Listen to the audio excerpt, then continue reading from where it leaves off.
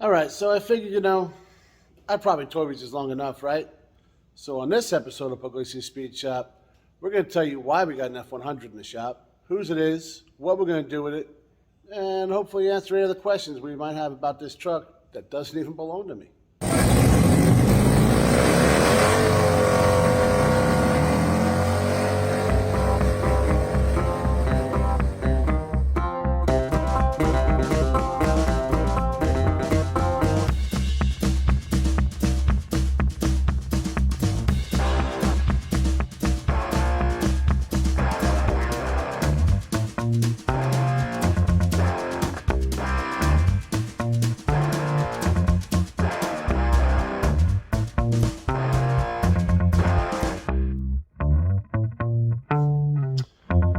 All right, guys. Chaz here for Pugliese Speed Shop. Hopefully you already knew that. If not, good time to hit pause, go down, click the old subscribe button, and then watch the rest of the video. Just already do that before you even know if you like it or not. That's the best way to do it. All right. So we got here a 1954 Ford F100. For you guys that have been watching the channel for a while, you know this is not my realm of expertise for a number of reasons. Number one, it's not like a rust bucket piece of trash. So that's, that's, hey, we love what we love, guys. What are you going to do, right? It's also a Ford. I'm more of a GM type guy. So there's that. I do love these trucks, though, because, come on, look at that. It's beautiful, right? And that's, who wouldn't love it, right? But it ain't mine. So that's the thing.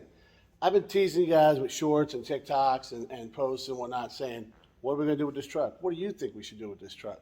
And sorry, guys, but the truth of the matter is, doesn't matter what you think we should do with the truck because we ain't going to do it. This belongs to a friend of mine named Scott.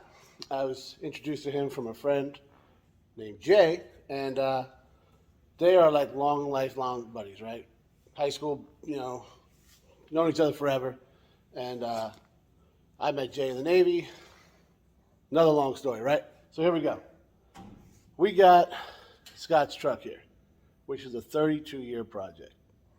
Now, I do realize I have absolutely no room to talk about a 32-year project, right? You see that? Yeah. We're creeping up on there with that one, so no hate on you for that, Scott. These things happen. But you see he's gotten a little bit further along than I have as well. He found it. Actually, Jay found the truck for him. So I'm going to tell you what I know about the story. Jay found the truck, and it was bad. It was like in a field or the woods or something where people tend to park these things. Yeah. Lots of new parts here, guys, and we'll talk about that. They drug it home. Scott got after it for a while. He's also got a 65 Mustang. I believe he's got a 57 Fairlane. He's a Ford guy. Yeah, still a good dude. But when you got a lot of cars, guys, and I can vouch for this, they all need work, and you seem to never get any of them done. If you've been watching the channel, you know that's true. But he has made a hell of a lot of progress on this thing. Like I said, we're going to show you a good walk around on it.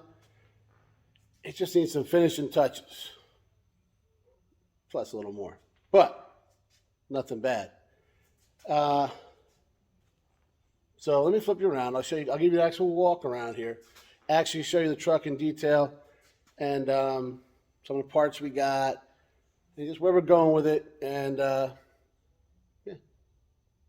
tell me what you think. All right. So the first thing you might notice is certain parts are painted, certain parts are not. And there's reasoning behind this, I promise you. So he's got the iconic 54 grill with the little V8 in there and all that because she does have a Y block in her. There's some things that were not factory, as you guys can tell. These were not chrome from the factory. Obviously, like a repop that he got, this one still got the coating on it. This was painted. It was kind of jammed. Lots of new metal, guys. Obviously. The cab, from what he told me, I'm pretty positive he said, was not the original cab. It was pretty rotted out. They got this one. It got painted along the way somehow, but She needs a little work. Doors were not replaced, not like new metal. It looks like there were some takeoffs of something. I'm not a Ford guy, but mirror, maybe? I don't know. And you can see things are not really lined up, right? So me and Kevin were actually messing with this recently, trying to get an idea of how to get this all right. But rust-free-ish, don't worry about that. And yeah, that's some rust-free. Fun fact I found out, guys, gas tank not behind the seat. Look at that. A little bit better than behind the seat, but so did a little better than Chevy, but still not great. Not great placement. Obviously, the bed, wood's beautiful. Scott, we'll discuss how you might have gotten those bolts in there. I think we already know, but this is a replacement bed, so that's probably why that's like that. Things on some of these repop stuff, they don't line up the best, but. Well, I can't say I wouldn't have done that. I absolutely would have done that. But I know Kevin would not have. He would have took forever to align everything, which is what we're going to do now. A couple little things. We got the, I'll show you the parts too. We got, this side had the spare tire, which they don't repop, and he had a hell of a time finding one, but he found one. So the spare tire like mounts on here. And this is like something that happens with the repop stuff, guys. Things are a little bit off, so we're going to take care of that stuff as well. Some brand new, these cokers. Yep, brand new cokers, some little pizza cutters, guys. This is what they had on them. This is it. He's doing it like factory-ish, type stuff. I say ish because this would have been white, not chrome, but looks good on there, Had a little incident when he brought it down here. This guy's, they popped off. These just look so cool, so like industrial, but it kind of popped off and it kind of hit that, so we're gonna take care of that. Similar stuff over here, except for there is no spare tire thing. Same door. Well, it does, this one seems to line up a little better. Let's come in, but yeah, it's better than the other one, but still kind of, we'll do some shimming and whatnot. And yeah, so that's a good walk around. I guess this is like a heater thing, guys. I don't know, this is not, like I said, not a Ford guy, but I think Chevy had something similar. So there's nothing on the other side. But, well, so that's the truck. Big little walk around it. Now I'll give you a little more detail. All right, guys, so this thing runs and drives. Scott, like I said, he's done a ton of work on this thing. So all new wiring harnesses, all that. You see all the wires and stuff. He's not done with it all, but he drove it in here. And Madon, look at this seat. Just beautiful. I know that the color's a little off before you start beating anybody up in the comments. It's the one thing we're going to take care of. So, like I said, he drove it in here. You can see, headliner's done. Sun visors are all done. So the interior is pretty spot on. So you got the mat all painted up nice, right? Really good job done on all that stuff, because that's the detail stuff, guys. If you don't have this stuff, all done, why bother with the rest? Now we're going to move on to, we got to take care of it. Actually, I take that back. This is the foundation stuff. This kind of stuff's the details. All right? So, you see the interior is good to go. Obviously, this needs painted. Before you point it out, I see it. We got to take care of the ashtray there and all that. But that's the interior. Just, these trucks are so simple. I love them, right? Let's see what we got going on here as I lose my breath. Now here's that detail I was talking about, guys. Forget about it, right? Probably more detail is better done than Ford did it back in 1954, But Shows how much he cares about this thing. All right, so I'm about to hit you guys a little bit of Ford knowledge that you didn't even know I had, right? 1953 was the last year for the flathead in these trucks. 54, they decided to go with the old Y block that they were using in the cars for, I think, 2 years before that. And here's an example of that. This is a 239 V8. You see there it says Power King 130. It's because this thing had 130 horsepower, which nothing to sneeze at back in 1954. Scott's gone through the whole thing. You see she's just sexy. I mean, come on, you know. And pay no attention to the Little League baseball bat there. That's yeah, that's my doing, of course. But you see all new wiring in here. Like I said, he's been through everything. He's not done. Clearly, he's not done. We get it. But just, I mean, clean, simple, like these trucks are meant to be, you know? I'll tell you what, Scott. I like what you've done here. Hey, and one more fun fact for you Ford guys. So you can always tell a Y block. This exhaust crossover thing.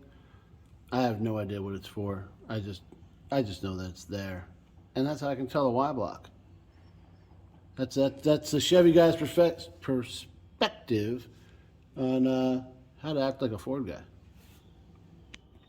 So as some of you guys might have noticed by now, we got a little bracket up here, right? I'm pretty sure everybody knows what that's for. Because over here, we have an original NOS 53 to 55 sun visor. These things are like the cat's meow when it comes to these trucks. That visor, set of wide whites, forget about it, you know? So we got a couple other things here. You see, like I mentioned earlier, some things we're missing here.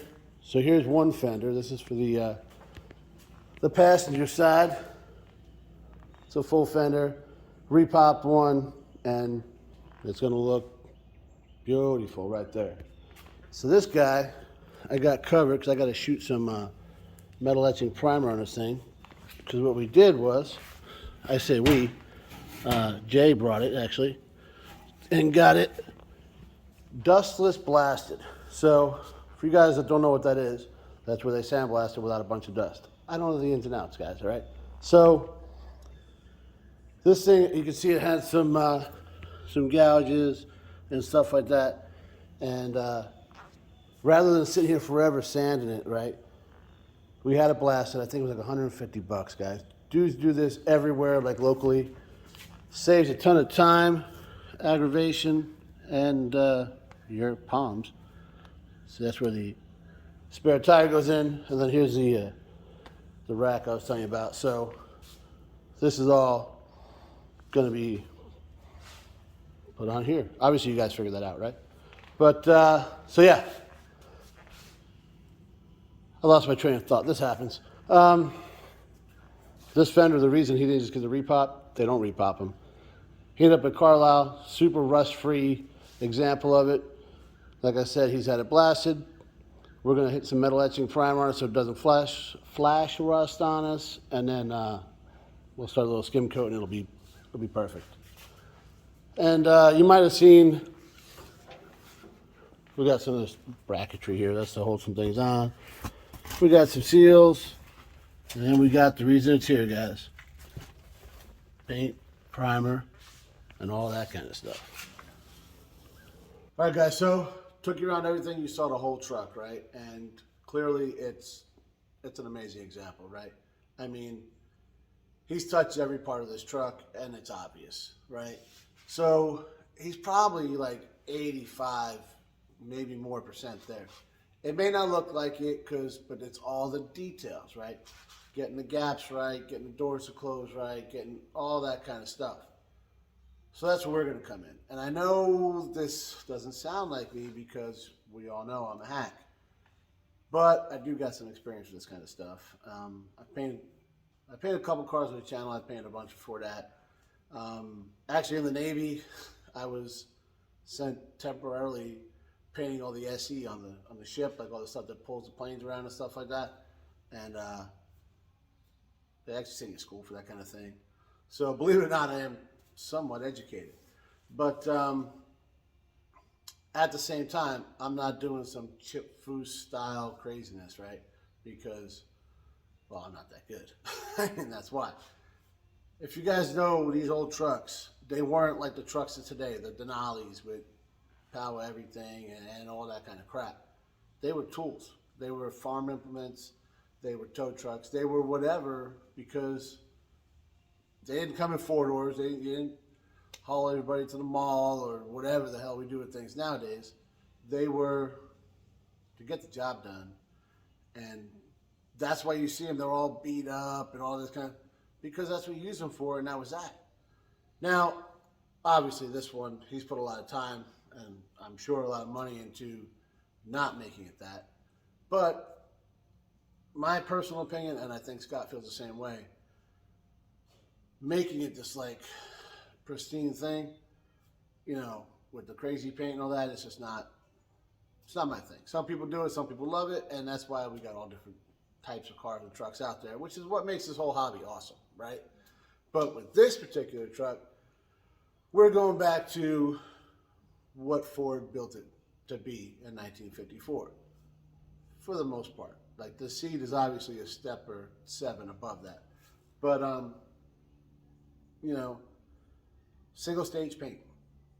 Basically tractor paint, right? That's what they put on these things because it didn't get, you know, it took a beating. I mean, it did, right? And would last longer and all that kind of, and it's cheap and it's easy to apply, all the things that I like about it. So that's what we're doing. But before, we're not just going to shoot it, right? Some people might have thought that's what I was going to do. No. We're going to take the time to get the gaps now. Did Ford take the time to make sure there's an 1/8 inch gap around it? No, it was close. We're going to try a little harder than they did. We'll give you that. But like you said, one door is going to need a little tweaking, whatnot. That's it. Me and Kevin messed with a little bit, but not a whole lot. Just kind of get a once over of what's going on. Fun fact here, guys. Kevin hates Bodywork, but he knows an awful lot about it. So we might employ him to see if we can aggravate him, because he's a Ford guy. Maybe I can lure him in with that, and we'll see. But so that's what we're doing, guys. We're going to do prep work on it. We're going to get things lined up as best as possible. Because there are, like I said, there are some repop things, and they're not always dead on. But I think we'll be all right. Then we make it work. And we'll go through the whole process. We'll show you guys, you know, line the stuff up, getting everything set, take it apart, shoot all the gaps, put it back together, you know, everything marked right and all that stuff, and then paint everything as one, and we'll go from there. Some things are going to have to come apart. Obviously, I got to pull that bed because I ain't trying to get no paint on that thing. And but this is all stuff like, as you're putting a project together, I know I've done it. You want to, I'm almost done, and you start going, and you're like, oh man, I kind of got to pull that apart. And it happens a lot. It's part of it. It's just, you know, unless you've been doing this 100 years, every day of your life, you're going to have that. And even those guys have it. And if they tell you they don't, they're probably lying to you. But, so yeah, that's the plan. Now there's more to it. You guys saw I did my brother's truck. I just, you know, covered the whole place with my brother's truck, his car. He probably got pissed off when I painted his truck, because I think Dodge did a pretty good job on that. But when I painted his Trans Am, we covered the whole place in plastic, and I just, you know, well, I just piss canned the whole thing. Came out pretty good still. But and then when I did, you know, I just primed that Nissan, which everybody was not a big fan of me leaving that way, except for Raekwon. He loves it. That was, I just put it outside and did that. Not going to do either one of those things. So I got a couple of vehicles I do want to paint of my own, and I was going to get one of those inflatable paint booths. I was kind of looking into that, and that's how this whole thing came about. Me and Jay were talking about that at work, and then we're like, hey, he's like, I got a guy, another friend of his, that he paints, and, you know, hey, let's, you want to try that? Let's see if you can let you use it. He asked some guys, like, yeah, well, before he goes out and spends some money, I want to use mine. So we're gonna put that in here, put in the shop, you know, all that. and so we can protect everything. I think it's the best compromise possible. And plan on painting the truck in one of those inflatable booths, so you get to see that whole thing. And well, hopefully it comes out as good as I think it will, and Scott hopes it will. And well, then everybody be happy, right? So that's the plan, guys. I'm sorry I toyed with you a little bit. You know, we were never going to do any of the things you guys said. LS swap it, or although I gotta say I did like some of the Corvette grill. I think one said something about that. That was a good idea.